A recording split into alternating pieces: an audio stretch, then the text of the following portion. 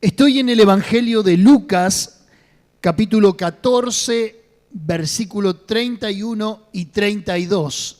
Lucas 14, 31 y 32. Hoy comienzo, para continuar también el sábado y el domingo, una serie de mensajes que se llama Condiciones de Paz. ¿Puede repetirlo conmigo? Condiciones de paz. Y vamos a ver de qué se trata el tema según el texto. Quiero ir a la palabra de Dios y sepa que es un mensaje apelativo. Algo espera la palabra de Dios de parte nuestra, una respuesta de parte nuestra. Por eso, serie Condiciones de Paz, Lucas 14, 31 y 32 dice: ¿O qué rey, al marchar a la guerra, considera si puede hacer frente con 10.000 al que viene contra él con 20.000? Y si no puede, cuando el otro está todavía lejos, le envía una embajada y le pide condiciones de paz. El texto, claro que está refiriéndose a lo que cuesta seguir a Cristo, ¿sí?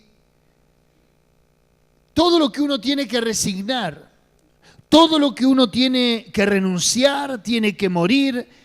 El verso 25 dice: grandes multitudes iban con él, y volviéndose le dijo: si alguno viene a mí y no aborrece a su padre y madre, mujer, hijos, hermanos, hermanas, y aún también su propia vida, no puede ser mi discípulo. Y el que no lleva su cruz y viene en pos de mí, no puede ser mi discípulo. Claro que nuestra versión, y no estoy tratando de suavizar el Evangelio, simplemente estoy diciendo que nuestra versión tiene una acentuación un tanto agresiva cuando dice: el que no aborrece padre, madre, hijos. Esa palabra aborrecer no está diciendo que uno no deba amar a sus seres queridos, que uno no deba honrar sus primogenitores, porque si no la Biblia se contradeciría, ya que el mandamiento dice: honra a tu padre y a tu madre. Y Jesús no vino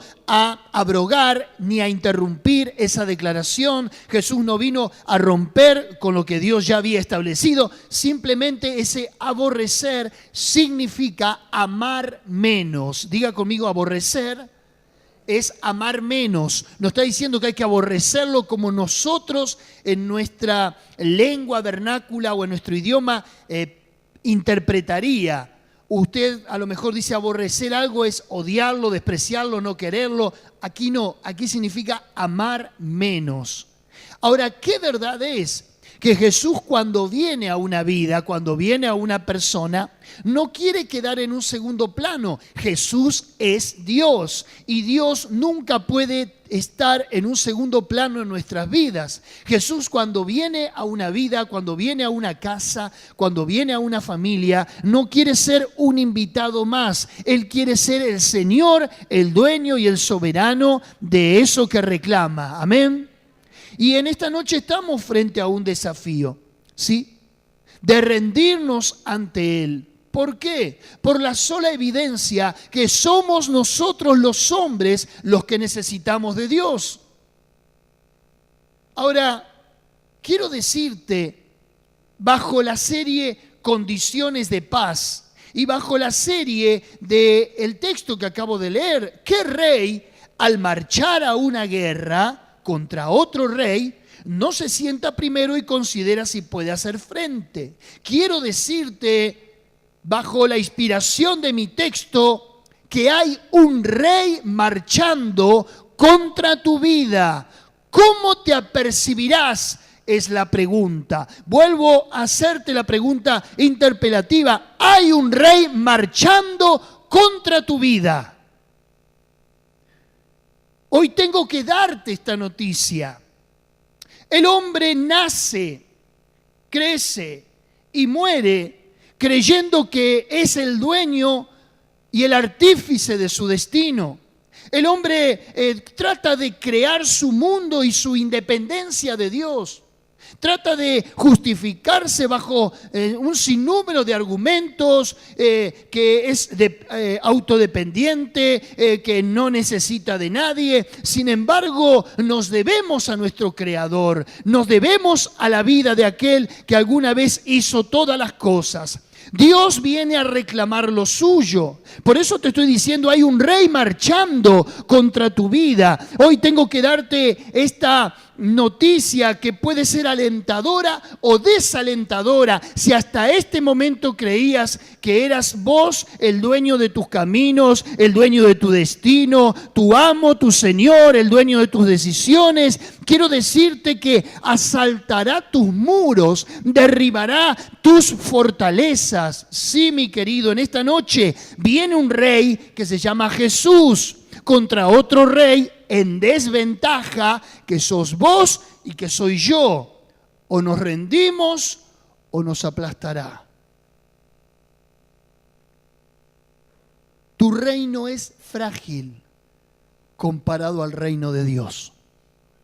En los 4 evangelios, cuando Jesús aparece en la escena de la predicación en Palestina, Él dice: el reino de los cielos se ha acercado a vosotros, arrepentíos. En el Padre Nuestro dice: venga a nosotros tu reino. Dios ya vino, nació, se encarnó, el Verbo se hizo carne. A los suyos vino y los suyos no le recibieron, mas a los que le recibieron les dio la potestad de ser hechos hijos de Dios. Ahora, es absurdo resistir a Dios. Es absurdo seguir levantando muros para que Dios no pueda penetrar en tu vida, en tu realidad, en tu intimidad. Es un absurdo tratar de seguir resistiendo y resistiendo, ya que, como dije hace un momento, somos frágiles comparados a la potencia del Señor. El punto número 1 de mi sermón es lo que dice el verso 31. ¿O qué rey? Al marchar a la guerra. Quiero decirte que hay una guerra declarada.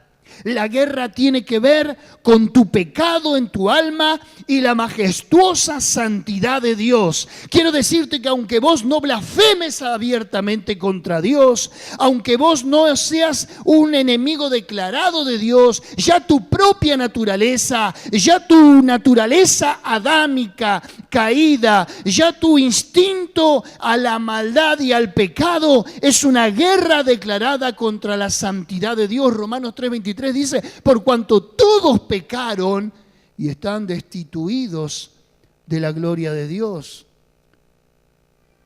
Aun cuando el hombre no quiera enemistarse con Dios, ya su raíz, su árbol genético, su ADN disputa contra el Creador por aquel pecado original que nos marcó y que ha hecho de nuestra vida fragmentaria, que ha despedazado nuestra razón, que ha distorsionado nuestra lógica, que ha tirado por tierra nuestro sentido común. El hombre cree, supone que vive bien, que es moral, que es ético. Pero Isaías dice en el capítulo 1: vuestras justicias son como trapo de inmundicia. La guerra tiene que ver con tu rebelión y desobediencia en el alzamiento contra el cielo mismo. El hecho de no mirar el cielo, el hecho de no consultar a Dios, cada paso y cada decisión que tomamos es un alzamiento abierto en contra de Dios. La guerra tiene que ver con tu eternidad hipotecada. Mientras persistas en ser aliado con el príncipe de la potestad del aire, Satanás, el acérrimo enemigo de Dios y que crucificó al Hijo de Dios con el pecado cargando sobre él en el madero. Fue necesario la muerte de Cristo porque hubo un pecado que clavó al Hijo de Dios, el tuyo y el mío. Hay una guerra declarada.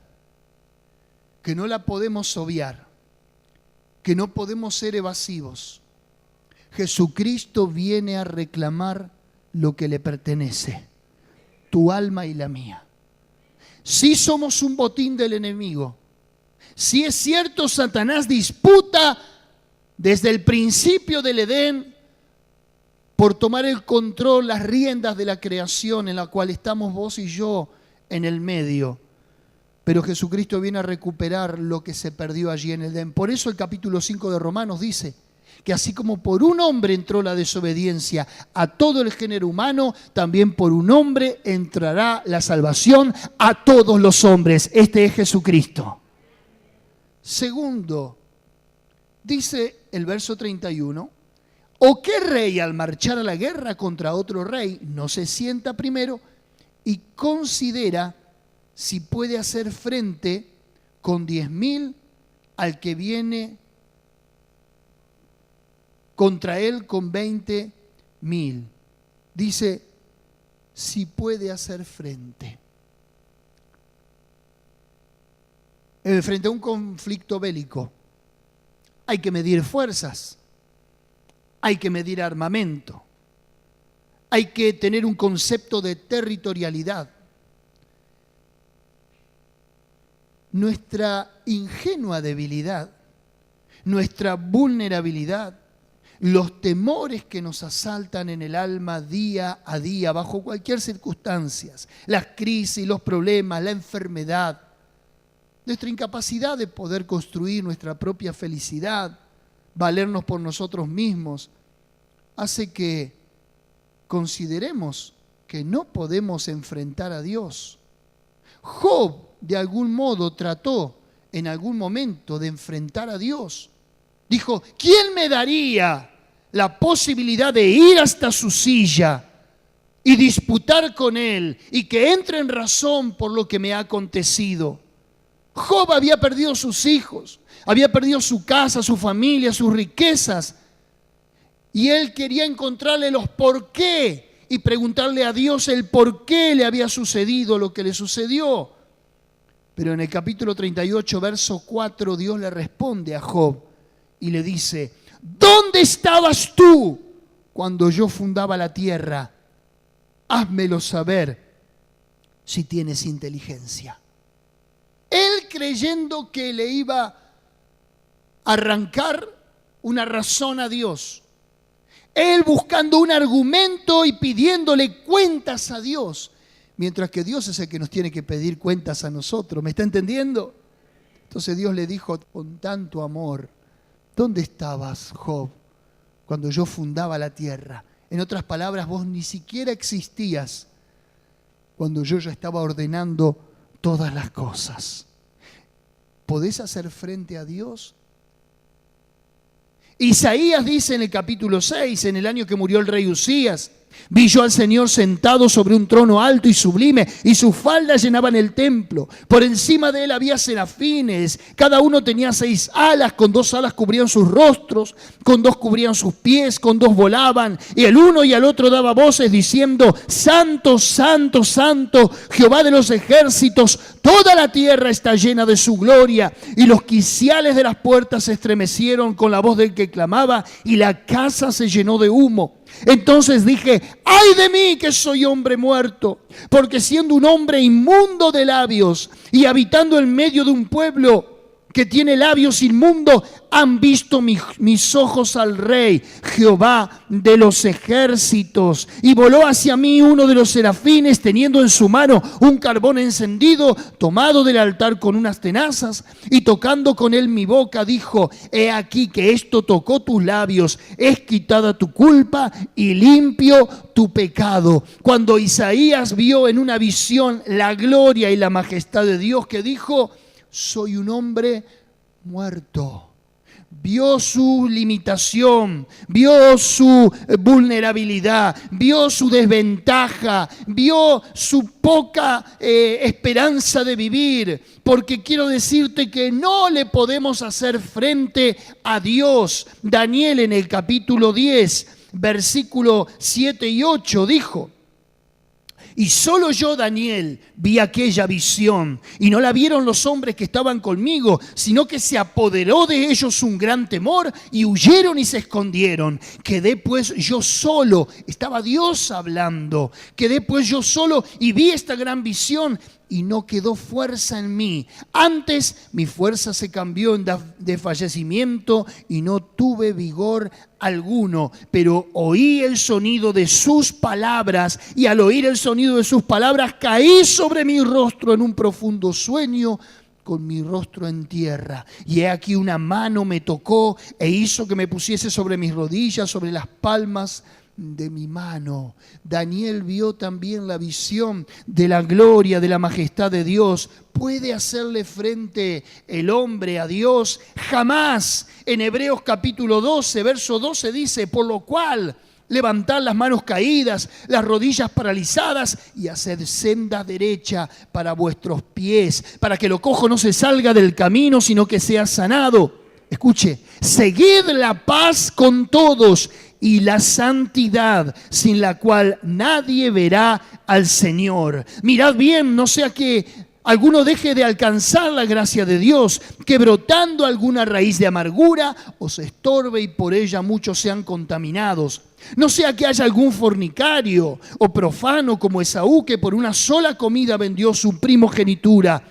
Porque ya sabéis que aún después deseando heredar la bendición fue desechado, y no hubo oportunidad para el arrepentimiento, aunque lo procuró con lágrimas. Porque no os habéis acercado al monte que se podía palpar y que ardía en fuego, a la oscuridad, a las tinieblas y a la tempestad, al sonido de la trompeta y a la voz del que hablaba, el cual los que oyeron rogaron que no se les hablase más, porque no podían soportar lo que se les ordenaba. Si aún una bestia tocar el monte, será apedreada o pasada con dardo. Y tan terrible era lo que se veía, que Moisés dijo: estoy espantado y temblando.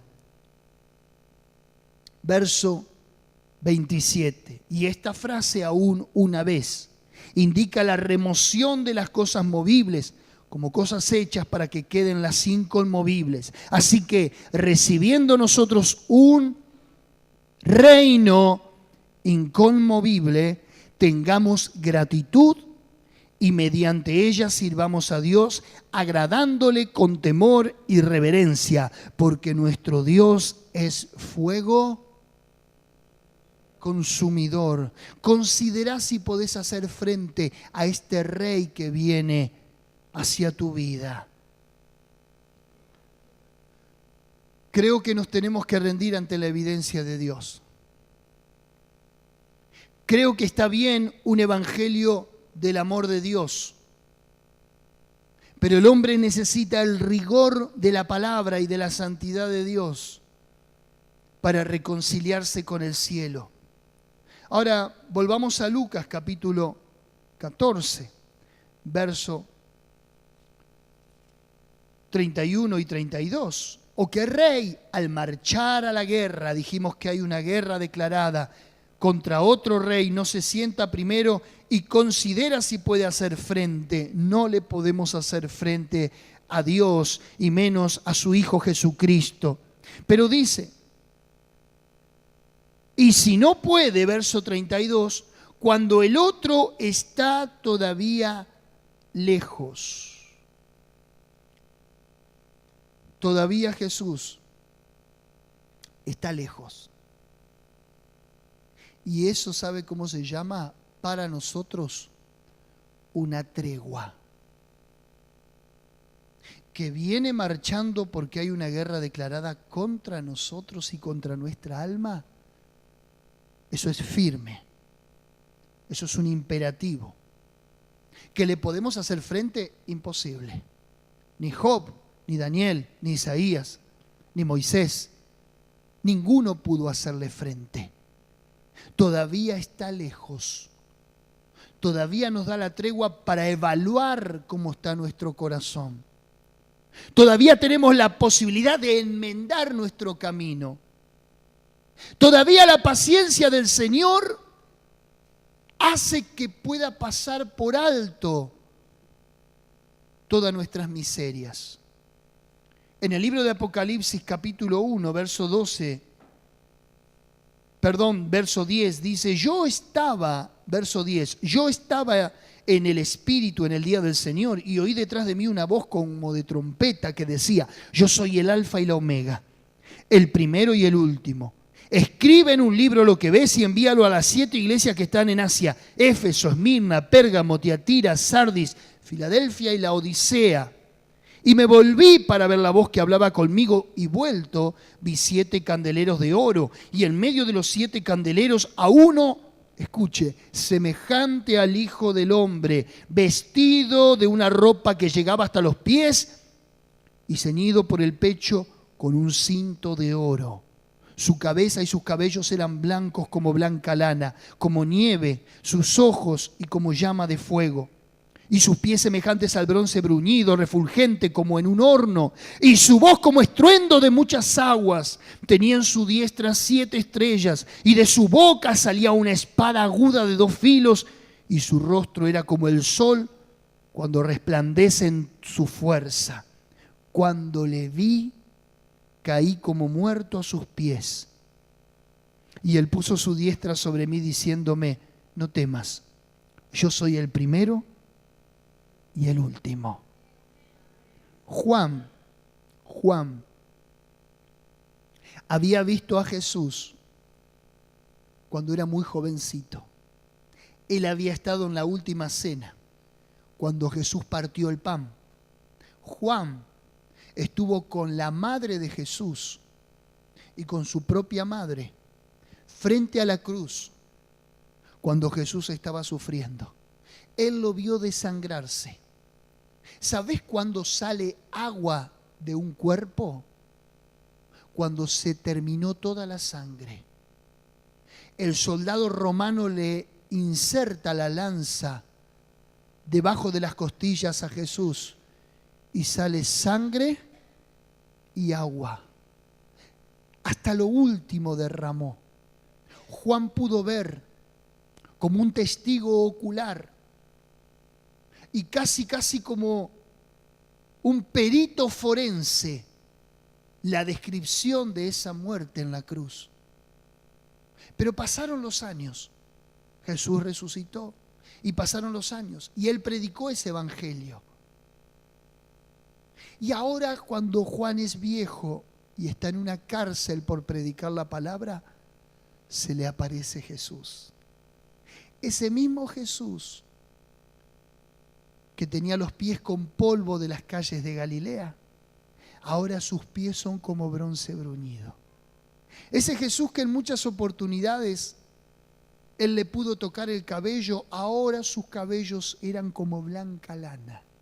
Ese rostro que transpiró, que sudó, que tenía barba, ahora lo ve con el resplandor del sol. Cuando lo vi, caí como muerto.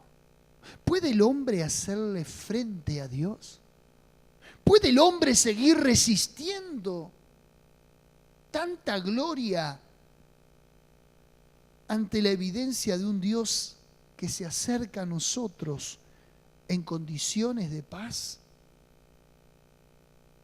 Todavía está lejos, todavía hay una tregua. Isaías 55, versos 6 y 7 dice, buscad a Jehová mientras pueda ser hallado. Mientras pueda ser hallado. Llamadle en tanto que está cercano. Está cercano. Deje el hombre impío su camino y el hombre inicuo sus pensamientos. Y vuélvase a Jehová, el cual tendrá de él misericordia, y el Dios nuestro, el cual será amplio en perdonar. Cierro diciendo, verso 32. Y si no puede hacer frente, todavía está lejos, hay una guerra declarada, dice, y si no puede, verso 32, cuando el otro está todavía lejos, le envía una embajada y le pide condiciones de paz. ¿Quién es el que tiene que pedir las condiciones de paz? ¿Él o nosotros? Nosotros. Te voy a poner en estos términos. Cuando Jesús vino por primera vez a la tierra, vino como un cordero, ¿verdad? El cordero inmolado por nuestros pecados. Pero cuando venga por segunda vez, lo acabamos de leer en el capítulo 1 de Apocalipsis, ya no viene como cordero, viene como león. El cordero y el león. Ahora ya no viene con esa inocencia y como aquel príncipe de paz que en vez de entrar en un corcel blanco con capa y espada, entró en un pollino, en un asno. Y los niños con palmas en las manos y con mantos lo recibieron en Jerusalén. Ya vino en son de paz. Su segunda venida es en son de juez, de guerrero. El capítulo 21 de Apocalipsis dice que sus ropas están salpicadas en sangre porque viene a derrotar a todos sus enemigos. Pero dice el verso 32 que cuando el otro todavía está lejos, le envía una embajada y le pide condiciones de paz. ¿Cuáles serían nuestras condiciones de paz? Pablo lo expresó muy bien en el capítulo 3, 4 y 5 de Segunda de Corintios, donde habla de la reconciliación. Reconcíliate con este príncipe que viene avasallante, que hay una guerra declarada en nuestra alma y su santidad, y que viene por el recupero de todo aquello que perdió producto del pecado. Quiero decirte que sus vastos ejércitos en toda la tierra, que son su iglesia, son aplastantes. Tienen armas que no han sido forjadas en la tierra, sino en el cielo. Él es el príncipe de paz. Él entiende las condiciones de paz. Porque si hay alguien que sufrió la ira de Dios, ese fue Jesús. Porque llevó tu pecado y el mío. Pero no te olvides que es Dios fuerte, Padre eterno y príncipe de paz. Hermanos queridos, la intención de Dios y la venida de nuestro Señor es para nuestra salvación. ¿Por qué seguir resistiendo? ¿Por qué seguir postergando nuestra libertad? ¿Por qué seguir hipotecando nuestra felicidad cuando podemos ser aliados de Él? ¿Habrá alguien en esta noche que entienda que tiene que reconciliarse con Él? Porque hasta que no haya reconciliación, habrá una guerra declarada contra tu destino. Al que nos toca perder no es otro que a nosotros mismos. En el capítulo 9, y con esto cierro, del libro de los Hechos, capítulo 9, verso 1, dice: Saulo, respirando aún amenazas y muerte contra los discípulos del Señor. Amenaza y muerte contra los discípulos, no de cualquiera, sino del Señor.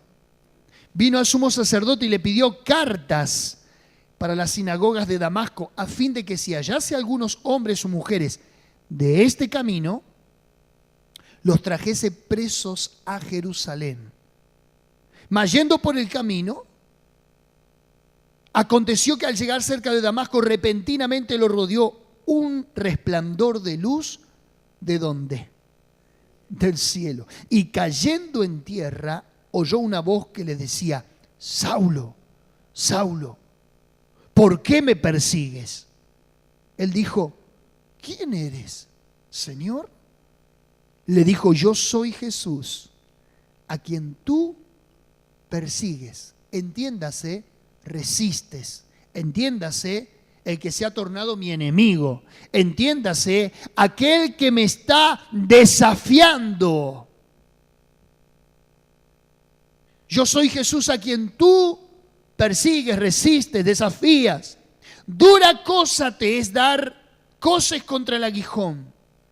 Él, temblando y temeroso, dijo: Señor, ¿qué quieres que yo haga? Y el Señor le dijo: levántate y entra en la ciudad y se te dirá lo que debes hacer. Y los hombres que iban con Saulo se pararon atónitos, oyendo a la verdad la voz, mas sin ver a nadie. Entonces Saulo se levantó de tierra y, abriendo los ojos, no veía a nadie.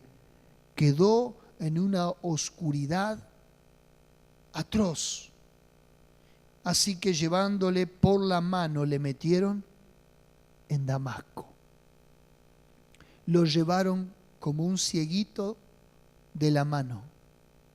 No veía nada. ¿Dónde está el que amenazaba?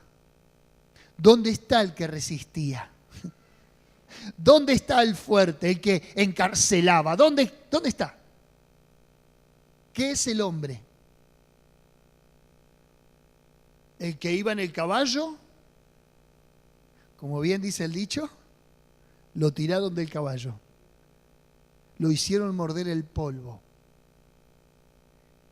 Este fue una conversión al cristianismo muy particular, porque mayormente cuando una persona se convierte al cristianismo, es una conversión de paz, de amor, no de atropello.